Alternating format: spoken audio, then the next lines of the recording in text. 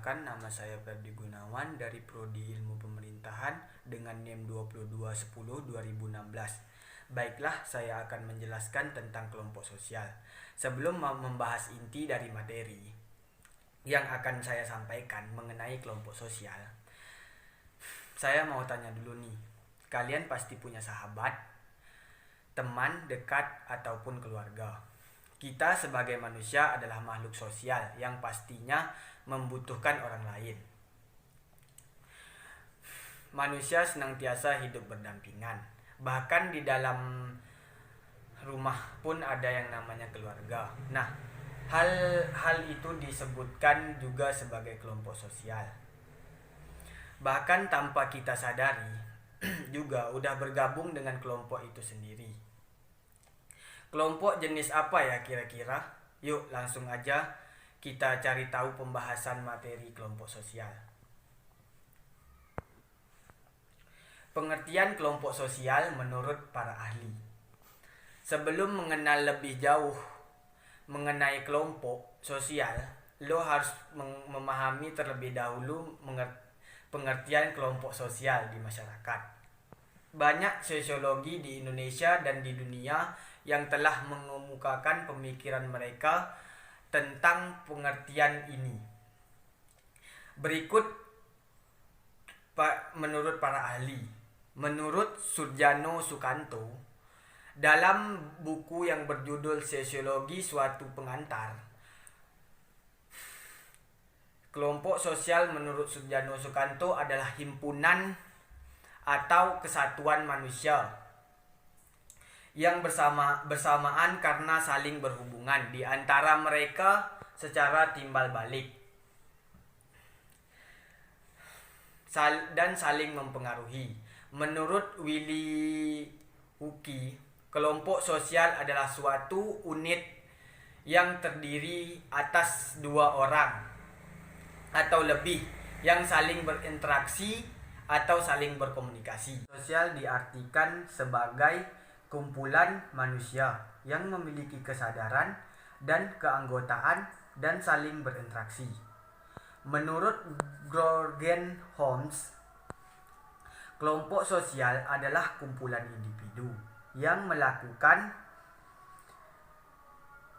interaksi dan memiliki perasaan untuk membentuk suatu keseluruhan yang terorganisasi dan berhubungan secara timbal balik. Nah, jadi ada kumpulan orang, kemudian mereka saling berinteraksi, itu bisa dikelompokkan sebagai kelompok sosial, yang contohnya keluarga, teman, dan lain-lain. Terus, bagaimana cara membentuk kelompok sosial dengan kelompok lain di kehidupan sehari-hari? Nah, dibandingkan kelompok lain, kelompok sosial sebenarnya dibentuk dari beberapa ciri-ciri.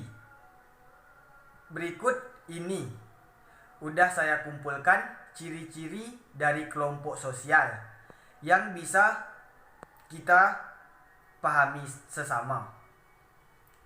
Adanya kesadaran bersama. Anggota-anggota harus saling berhubungan satu sama lain. Kumpulan individu yang lebih banyak tidak dapat membentuk kelompok sosial kecuali ada kesadaran timbal balik di antara mereka. Unsur kesadaran bersama inilah yang akhirnya dianggap sebagai fitur untuk membentuk sebuah kelompok sosial dan masyarakat. Kepentingan bersama. Kelompok sebagai besar dibentuk untuk pemenuhan kepentingan tertentu. Individu yang membentuk kelompok harus memiliki satu atau lebih kepentingan dan cita-cita yang sama. Untuk mewujudkan kepentingan bersama, itulah mereka bertemu ciri. Inilah yang membuat kelompok sosial selalu berasal, dimulai dan berlangsung dengan pijakan kepentingan bersama. adanya rasa kesatuan. Setiap kelompok sosial membutuhkan rasa persatuan dan rasa simpati untuk berkembang, perasaan atau rasa memiliki.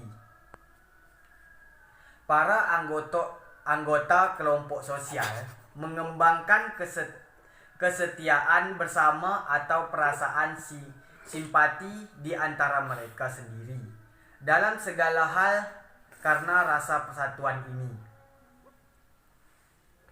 Perasaan bersama atau well-feeling mengacu pada kecenderungan anggota untuk mengidentifikasi diri mereka dengan kelompok. Mereka memperlakukan anggota kelompok mereka sendiri sebagai teman, tetapi bisa memperlakukan anggota kelompok lain sebagai orang asing. Mereka juga bekerja sama dengan orang yang termasuk dalam kelompok dan semua melindungi kepentingan mereka secara bersama-sama, dapat membangkitkan simpati, loyalitas, dan mendorong kerjasama anggota-anggota. Kesamaan perilaku. Untuk memenuhi kepentingan bersama, anggota kelompok berlaku dengan cara yang sama. Kelompok sosial dalam masyarakat mewakili perilaku kolektif yang terlihat dari perilaku para anggota. Baiklah, itu saja yang dapat saya sampaikan mengenai materi kelompok sosial. Terlebih terkurang saya mohon maaf. Dan saya akhiri dengan wabillahi taufik wa hidayah. Wassalamualaikum warahmatullahi wabarakatuh.